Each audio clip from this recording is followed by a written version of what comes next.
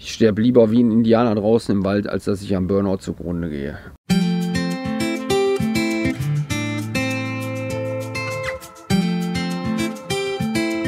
Ich bin Marc Freukes, komme gebürtig aus Mülheim an der Ruhr, bin 45 Jahre alt, war 15 Jahre als Golflehrer tätig, unter anderem in der 1. Bundesliga und wohne jetzt seit 6 Jahren hier draußen im Wald.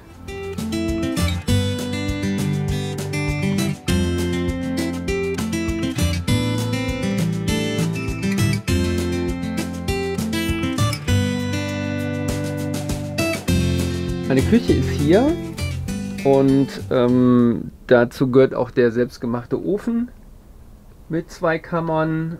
Der Schlot geht da oben durchs Dach raus und dann habe ich da noch einen Tisch stehen, den habe ich auch selber gemacht. Also es ist so eine Schnittscheibe und direkt über dem Ofen ist das Bett. Das hat einfach den Vorteil, dass es im Winter noch ein bisschen wärmer ist. Also da ist noch ein paar Grad wärmer als hier unten. Also ich habe die ganze Hütte gebaut für weniger als 3.000 Euro.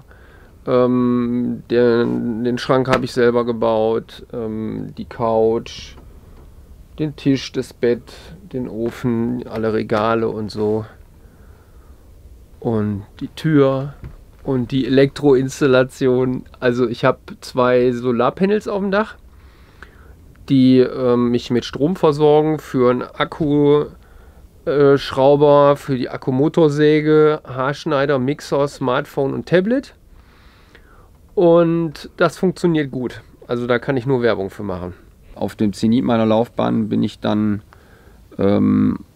aus dem Job ausgestiegen. Also ich mag diesen Aussteigerbegriff nicht, weil es so Schubladendenken ist und an Konventionen gebunden ist und das liegt mir so gar nicht.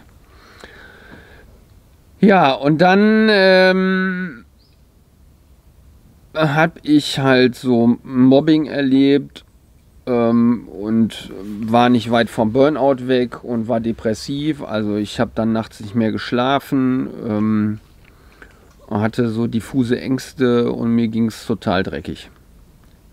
Das war so 2012 und 2013. Und das Einzige, was mir damals geholfen hat in dieser schwierigen Phase, war draußen in der Natur zu sein.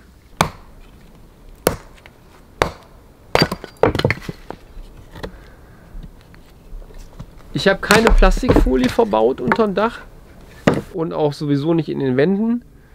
Also da haben mir ein paar Leute oder die Leute, mit denen ich gesprochen habe, die haben mir dazu geraten, weil sie meinten, das würde nicht dicht mit den Schindeln, aber das reicht völlig. Also da kommt kein Tropfen Wasser rein und es ist auch warm hier drin, einfach wie eigentlich in einer normalen Wohnung auch.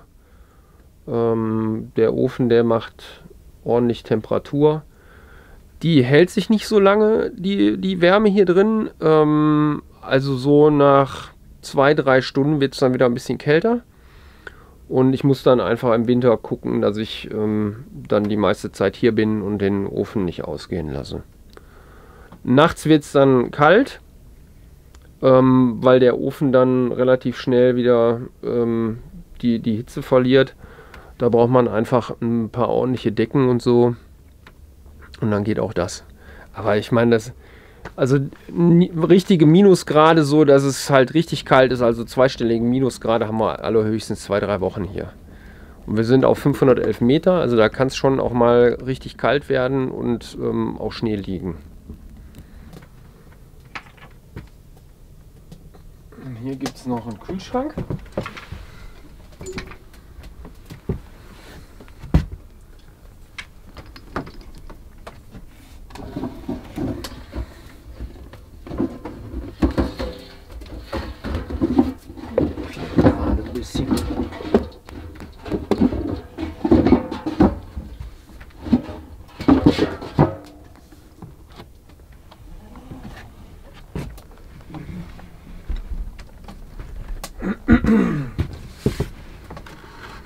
Und die Sachen, die sind auch richtig kalt, die da drin stehen. Also es hat so 5 Grad vielleicht, 5 Grad, 6 Grad. Da kommt so alles Angebrochene rein und Eingemachte, Eingekochte.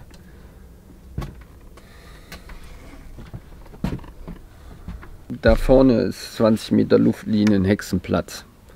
Und ich habe im April 2014 Lachen draußen im Wald gehört, mitten in der Nacht.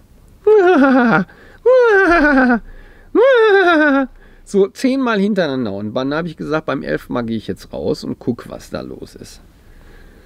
Und dann war aber nach dem 10. Mal war nichts mehr. Und dann dachte ich mir, okay, was mache ich jetzt? Also das wird ja irgendeinen Grund haben.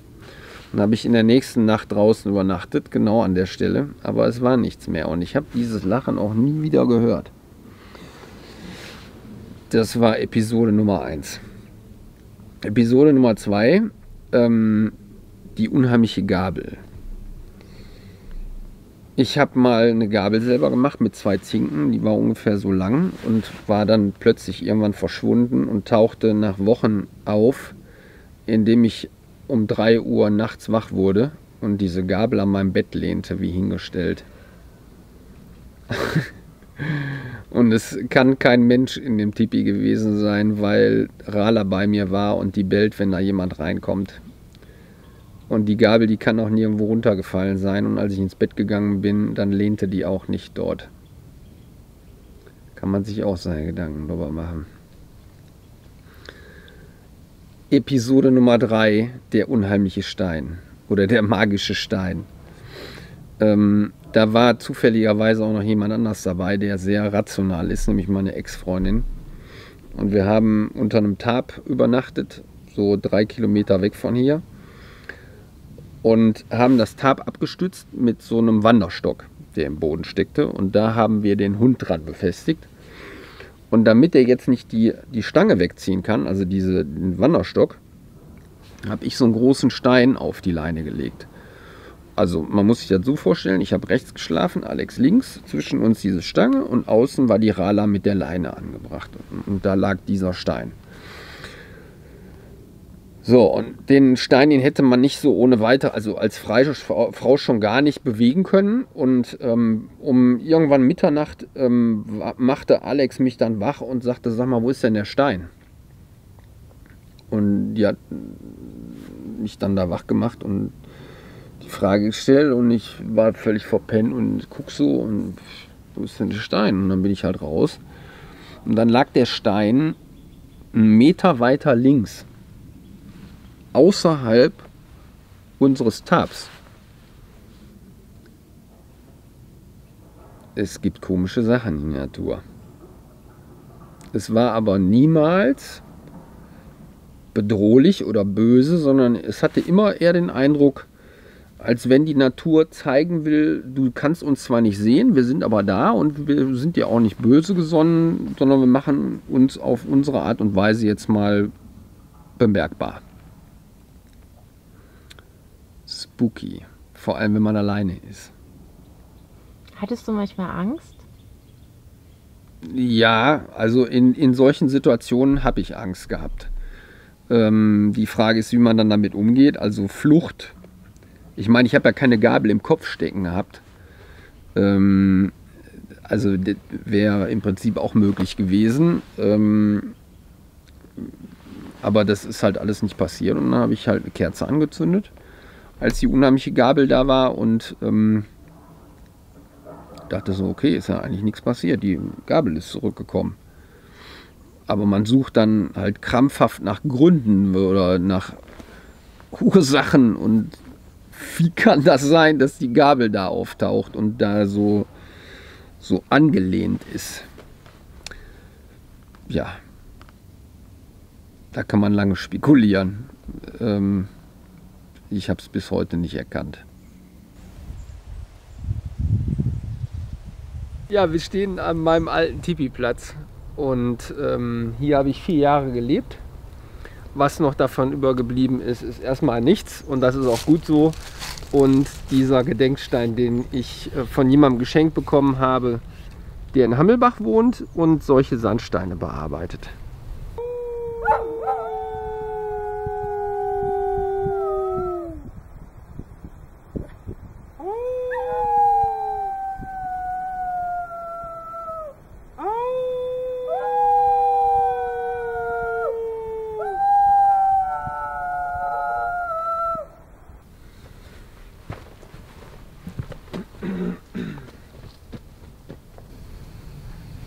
Das ist die vollkompostierbare Trockentoilette. Ist das nicht ein bisschen kalt im Winter? Zur Toilette zu gehen, ja, dafür sitzt man dann da auch nicht allzu lange. Also eine Zeitung nimmt man dann nicht mit. Ja, und Dusche und so? Also, Ja, ich habe keine Dusche, ich habe nur eine Schüssel. Und wenn ich warmes Wasser haben will, dann mache ich das auf dem Ofen warm und das reicht mir eigentlich. Man braucht eigentlich keine Dusche. Ja, das Bauamt, das ist ein spezielles Kapitel. Die möchten die Hütte eigentlich abreißen, weil sie den Nachahmungseffekt fürchten. Und dann argumentiere ich, wieso muss man den Nachahmungseffekt fürchten, wenn doch heute Nachhaltigkeit und Naturschutz in aller Munde ist und ich 80% weniger Ressourcen verschwende. So, also ich habe früher zum Beispiel mehr als 2000 Kilowattstunden Strom gebraucht im Jahr und heute komme ich mit 50 aus. Ich verbrauche in 1,5 bis 2 Wochen 30 Liter Wasser, inklusive Kochen, also Essen und Trinken und Waschen. Ich lebe hier auf 18 Quadratmetern in einer Hütte aus größtenteils nachhaltigen, natürlichen Materialien und produziere kein Abwasser. Es gibt keine Unordnung, es gibt keine Fäkalien, die Probleme machen. Es ist alles im Kreislauf und ich habe eine Lösung gefunden mit dem Päckchen, was ich zu tragen habe aus meiner Vergangenheit und der Moderne zu überleben, ohne von Hartz IV zu leben. So, und ich finde, da gibt es Dinge, denen man eher nachgehen sollte und die man eher unterbinden sollte als mich hier mit meiner Lebensweise. Und ich finde, dass die Menschen, dass die Gesetze den Menschen dienen sollten und nicht die Menschen den Gesetzen.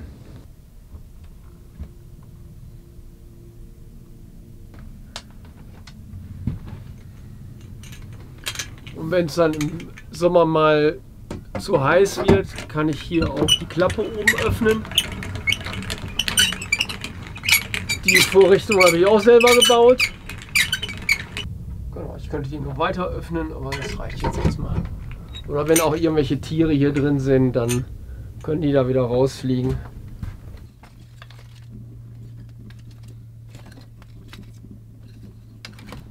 Also ich wollte einerseits draußen sein in der Natur, andererseits Leuten was beibringen und dann habe ich mir gedacht, okay, warum mache ich das nicht mit den Kursen weiter? Warum suche ich mir nicht ein Grundstück, kaufe ein Tipi, lerne dort dann noch eine ganze Menge, einfach durch das selber machen. Und dann habe ich, also das war so wie von Gott gelenkt. Ich habe ganz schnell ein Grundstück gefunden und konnte da draußen sein und mir ging es auch von da an schlagartig besser. Also ich habe das Ruder in die Hand genommen. Ich habe auch überhaupt keinen Bock gehabt, von Hartz IV zu leben. Also das war so widerlich, dahin zu müssen, um Geld zu betteln, wo man dann noch irgendwie seinen Kopf gebrauchen kann und was machen kann und so. Und da habe ich mir geschworen, ich sterbe lieber wie ein Indianer draußen im Wald, als dass ich am Burnout zugrunde gehe.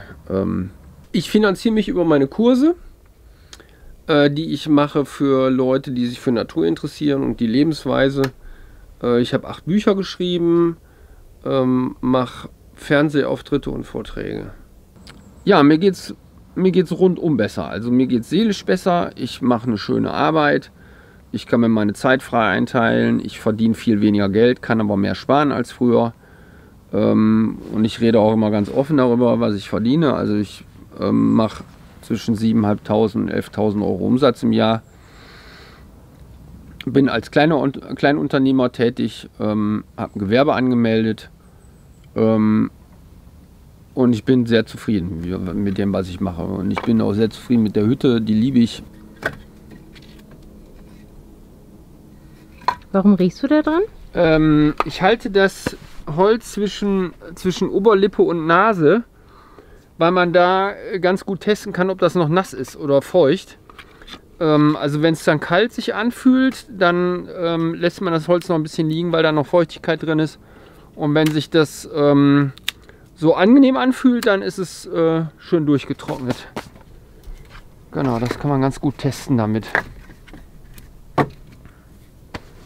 Die Wissenschaft erkundet ja heute oder hat ja herausgefunden, dass die Bäume Terpene produzieren, also Botenstoffe, die unser Immunsystem stärken. Und ich glaube, dass auch diese Farben in der Natur sich auf unser Befinden auswirken. Also speziell die Farbzusammenstellung, ein Gefühl von Wohlsein und Zufriedenheit und Ruhe ausstrahlt oder produziert.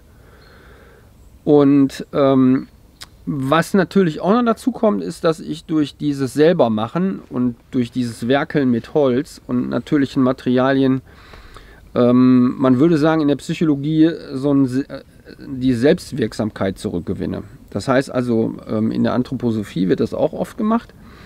Man werkelt mit den Händen und produziert was. Und sieht dadurch, also speziell bei Typen mit Depressionen, die halt sich immer so in dieser Opferrolle sehen, die erfahren da das komplette Diametral, also das komplette Gegenteil. Die sehen, dass sie wieder was ausrichten können und dass sie was machen können und dass sie wieder so in den Fluss kommen. Und halt vor allem dieses Arbeiten mit Naturmaterialien. Es ist halt organisch, es hat gelebt, es ist nicht so komplett gerade wie alles so in der Zivilisation und ist nicht so steril, sondern es ist halt immer so ein bisschen geschwungen und so. Und ich glaube, dass das als Erkenntnis auch dem Menschen hilft, dass man bei sich auch erkennt, dass man nicht perfekt sein muss. Ich kann manche Sachen, die kann ich schwer bei mir akzeptieren, aber warum denn eigentlich nicht? Sie sind doch genauso Teil von mir selbst wie alles andere auch.